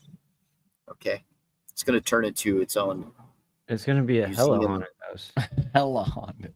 Everything's going to be glassed up though, because I don't trust people, and I feel like You they ready steal for that, it. Right. Helena? You ready for that? Eh, Everything's just going to be in my office for right now. no, I actually find it very cool. I want to collect a lot of things too. Deb says, Matt, have you ever thought about bringing it to the Monroe house? Sure, I could do that. But actually, I did do that for the Harrisville haunting. This doll right here. It's a screenshot, so it's not as high quality. Yeah. Because I took it from my Instagram. But Heck yeah. I do have the original. I just didn't want to go dig for it. Creepy looking doll too, though. Yeah, that doll looks cool. Yeah, see, like I said, ones that look interesting, not just your standard dolls. Yeah, no, 100%. Just the porcelain, like the eyes are following me type of doll. I have 2 of those, Yeah. but I don't know if they're haunted or not. I just found That's them. where I'm always like, it could just be like a Hasbro toy that The dolls somebody had kind of back creeped in the me out. day. We had my grandma had a doll collection that she like gave to my sister, so it was at our house. Trevor used to see it. Those fucking dolls. There was I do some- believe were haunted. All porcelain dolls. There was like Native American porcelain dolls, like so many, and there were some creepy ones. There was this old lady one that was like sitting in a rocking chair, dude, and I swear to God, her eyes did like she would like come to life and like watch you. Yeah, there was Oh my many a God. time It that I was- would like fall asleep in the bathroom on the basement floor in that basement. You know what's the funniest? You know what's the funniest part about this though? I have right now I stay at a military housing place right now. Mm. Sometimes they go in there to just like see if things are working properly in the house. Oh yeah. So whenever they go upstairs and see all my collection, I think they're run out. They're like, no. Yeah, nah. He's good. He's good. they see like a human skull, this fucking occult doll stuff. It's like they were like, "What the fuck?" That's on their list. People to watch out for when they leave the military. Yeah, it was. Oh, it was funny because when Helena and I were first dating, I actually had that doll. I used to sleep right next to that doll. Oh Jesus! Mhm. Yeah, My dreams were was- wild.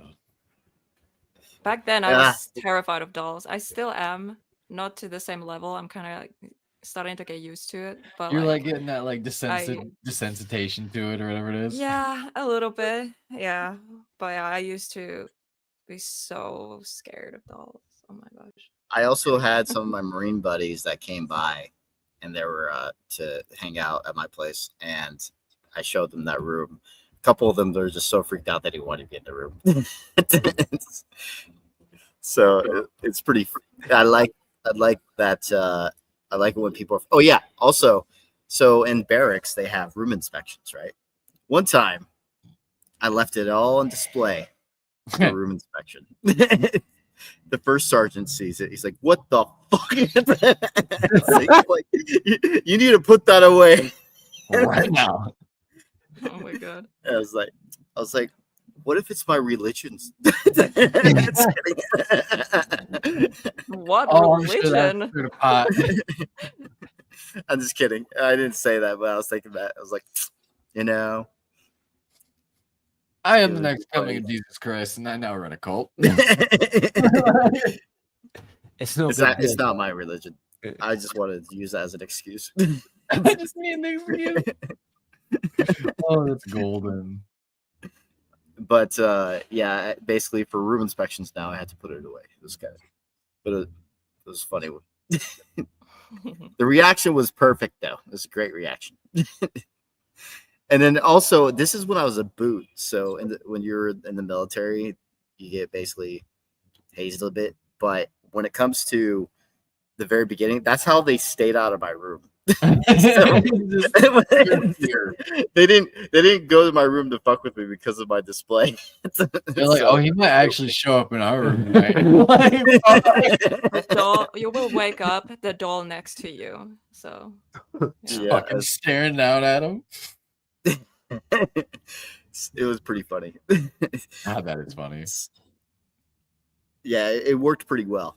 They just stayed away from my room all the time. The best deterrent. Who knew paranormal shit was the best Yeah, deterrent? it will. It will. Some people don't fuck with it, man. That's They true. don't. I've heard a lot of people go, I can't believe you do that shit. And it's like, do what? Going to dark places Yeah. at night? I try to get, tell people about what goes bump in the night, and they're like, I would actually, never. I'm good. Like, I can't even Yeah, I watch would that never stuff. do that. Actually, I've too scared. I've met Marines. I met Marines that have been to combat and wouldn't want to do what we wouldn't want to Wild. do the investigative It's so stuff. wild to me because it's like, no, dog, you don't Right. understand. It's I couldn't do tame. combat, so Yeah, I could not do combat. not even close. I'd shit my pants. Yep, bullets start whistling. I'm fucking pissing. Sorry. Like, Jesus Christ. I've had one instance. I was out fishing, and a dude was out target practicing, and he must have been shooting towards the bayou I was fishing on, or a bullet went astray. Literally heard the bullet go over me, and Yeah, that's the when you- closest I'll probably ever be to When that. you I hear hope. the wind And that fucking was crack, literally terrifying because he kept shooting after. He was like unloading a whole clip on like a 9mm, and oh my god. I was like, I Idiot. literally crawled to the back of the boat, started the motor, and just got out of there. Yeah. Because I was like, Dude, I that's might actually crazy. die right now. Are you sure they weren't aiming for you? Fuck yeah. Like, get off my I phone. hope not. I hope Thank not. God he's a shit shot. Well, it's a 9mm, so it's probably hard to get it from wherever distance he was. Yeah. Pistols are Oh. not the most That's accurate right, I for a used to- distance. Bullseye womp rats. Yeah. The What I TA remember, back in it the sounded day. like a pistol, so it wasn't a bigger gun. Yeah. Yeah. So Deb says, does Amazon tell you how many people have watched you? So this specific distributor that we're with right now is supposed to be a bit more transparent with our numbers. So I think we will be able to know Heck pretty yeah. every quarter. Mm, So every 3 months we should get some updates, I believe. So heck That's yeah. cool. At least you'll get updates. I always wondered that if you actually get to see like, would they provide like, like is there a retention stat rates and line? stuff like that? Would they provide that to you, or they keep that data? Y- On I think they'll provide me everything that they get. So we'll see. I'll update you in three months. Okay. So one nice thing about YouTube Studio is it does give you a lot of like trends, like like transparency on like what is actually happening on the channel. Yeah, Yeah. you can use that, see what's working and what's not working. Mhm. Yeah. Yeah, or- that's actually how I figured out that my for Facebook analytics at least, Mm. that I figured out my teaser trailer has a better retention rate than my trailer. So I'm actually using the teaser as my promotion. Isn't that main funny how it promotion for the works? It's so Yeah. bizarre how it's like you can tweak it just a tiny bit. You change one thing or maybe the music, and then the whole thing is like way different. And it's Mhm. like, huh? Yeah, Oh, and yeah. also it's also shorter, so that also helps with just getting the point across. A minute, I think minute trailers are perfect for promotion. I would so, agree. So a lot of that videos teaser I trailer- post are 1 minute. Yeah, One I'm minute, actually 30 making, minutes. I'm actually making another trailer for my friend Jimmy, who has his own documentary coming out called "The Ghosts of Carmel, Maine."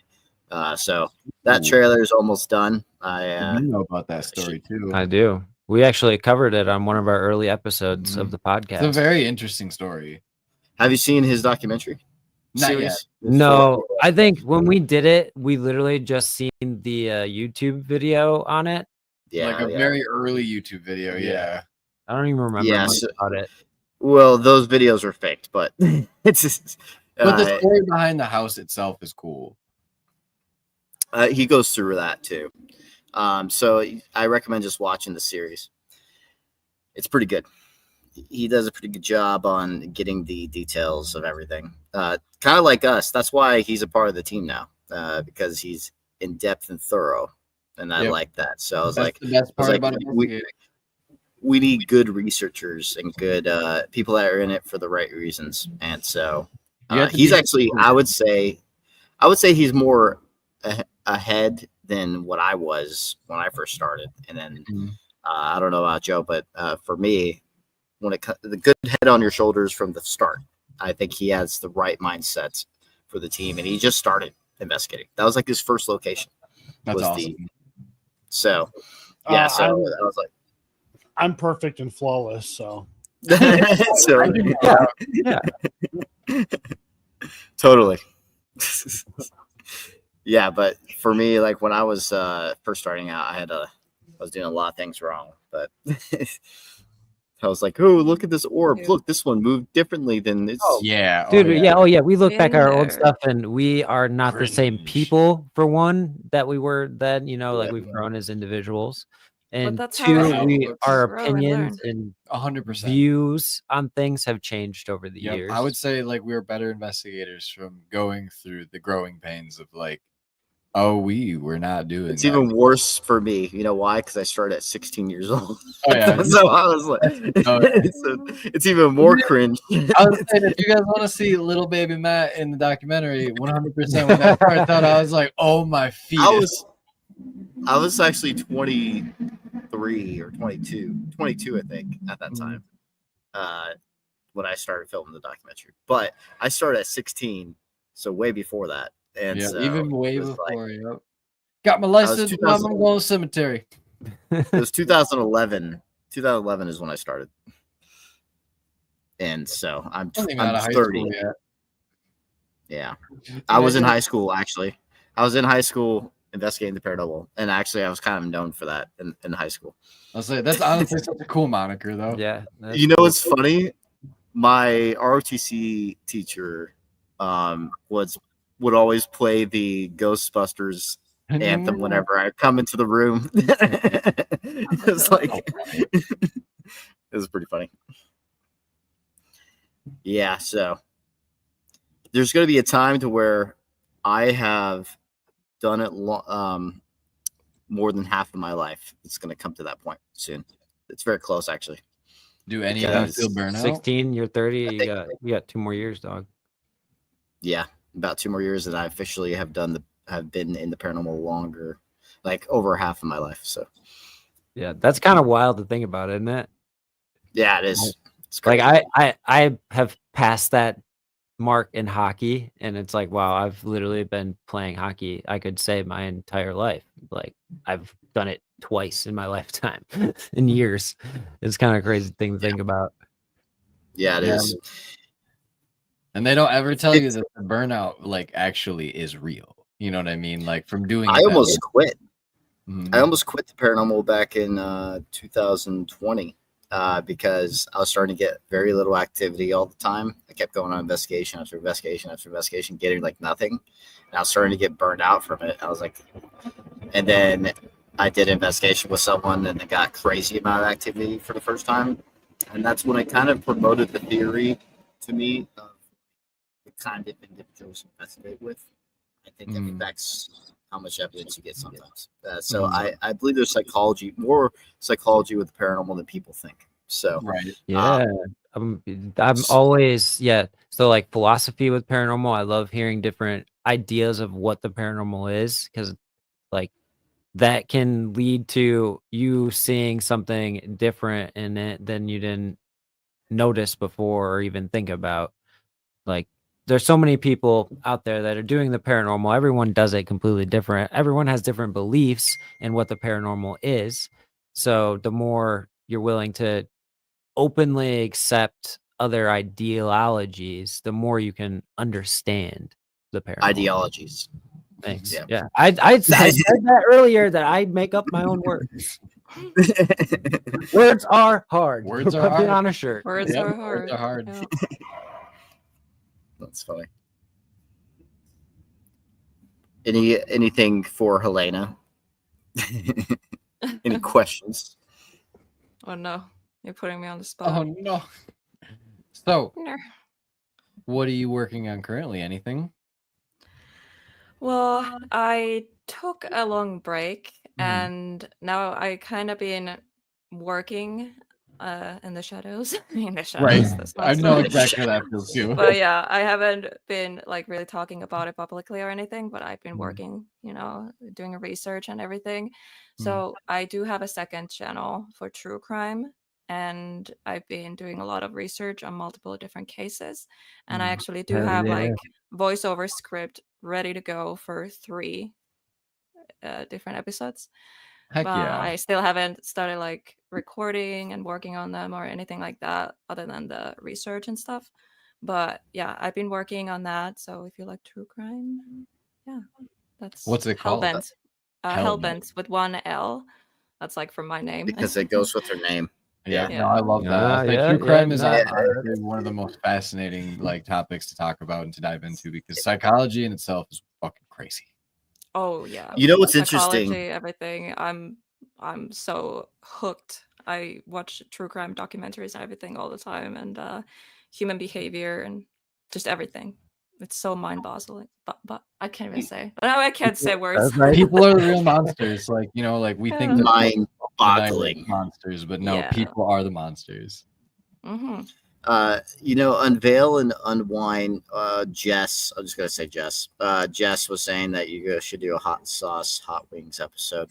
That would be fun. I would destroy in that. 'Cause I love I spice. know. I would Like die. because I've been watching those episodes, people like struggling, and I'm like, I know that Matt would just, Just Easy. this time. eat I all would of them. sweat. I no actually- problem. I had the bomb hot sauce from that show on a live stream once. Oh, I've back had in it before too. It's 2021, I think it was, and I was able to handle it fine. So Yep. I like know I coffee can handle it. time. I went through Tom Rod loves spice, and now I don't like it. Now his pancreas hates him. can't do spice anymore. Can't do spice Yep. no more. no, Yeah, my stomach is all kinds of fucked up, so I can't like I do get like that. super spicy. Even when mine gets fucked up, I'm still gonna have hot sauce. Oh no! Oh, I'll do a you sour think- challenge though. Sour Have you sounds s- worse He than puts hot. hot Helena- sauce and everything.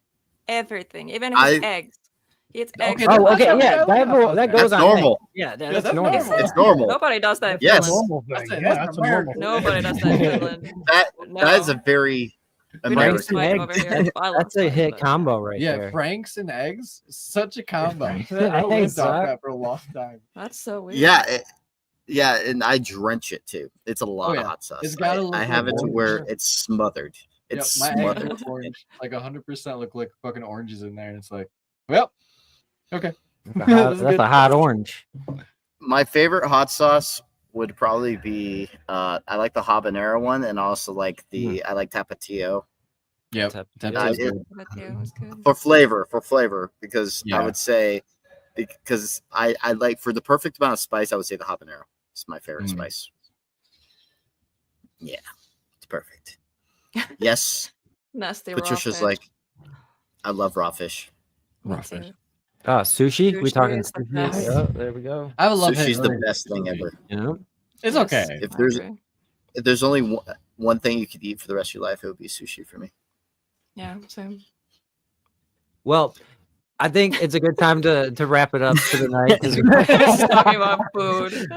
Tangent train. if the viewers do not know, Matt, where can people find your documentary Evil Unearthed? Right now, it's on Prime Video. You can watch it there if you're in America. It's also going to be on multiple other streaming services later. And also, Blu-ray will be available on Amazon, Walmart.com, and Oh, heck yeah. Get your hard copies. BarnesandNoble.com and all that. It's going to be all over the place in Best Buy when it's out. So keep an eye out for that. But you can watch it for only right now. It's on Prime Video, but it'll be on all of those other places a little later. So Yes, we highly recommend it. We had a great time watching it and discussing it with you guys, and can't wait to see what projects you have coming up. I want to add one thing. Can you guys please put in a review after anyone in the chat watches it? Put a review on IMDb or Prime Video. Actually, go to Amazon.com to do the review. You can't really do it on Prime Video. So yeah, We we do do on Amazon. Yeah, we just found that up too. Yep. Yeah. So you have to go on Amazon and then put in your review. So That would help out a lot. Thank you. Yes, Joe. What other projects have you produced that the people could go watch? Well, I'm not going to mention one of them. Fuck that. And that knows what I'm talking about. No, just a lot of it, just like, YouTube or documentary. I'm not going to say anything else. May not be something. We'll see. Awesome. And Helena, where can people find your projects? We already know about Hellbent or your other channel. So yes, my main channel, Hauntingly Beautiful Adventures here on YouTube. That's paranormal investigations. I also do live streams and other stuff. I'm planning on coming back this fall. So yeah. Perfect time to come back. Spooky season is spooky season. approaching us, Exactly. ladies and gentlemen. Yeah, It they're is coming right quick around the fast. corner. Everyone's favorite time of the year, fall, especially here in Michigan. Absolute favorite Yep, time of it's the year. best. Again, we want to thank you guys for joining us tonight and discussing your documentary. Absolutely enjoyed our time with you Mhm. and can't wait to talk to you in the future. And hopefully, we'll be talking about another project, a TV Hell show, yeah. maybe. There will be more projects coming along. Also, another documentary. A lot of cool stuff. Stay And tuned. if you haven't yet, make sure you like and subscribe to What Goes Bump Tonight and join the Night Crew, the best family on the entire YouTubes. I would agree with that. Night Crew is the best crew. And if you're not part of the Night Crew, you might want to join the crew. It's absolutely free to you. And it's absolutely free to you. Today Yeah, only. it is. Today and today only. Yep. the bus. All right. And with that being said, folks, remember to keep your ears and eyes open for what really goes. Bump in the night. Make sure you go like and subscribe, everybody. Love you.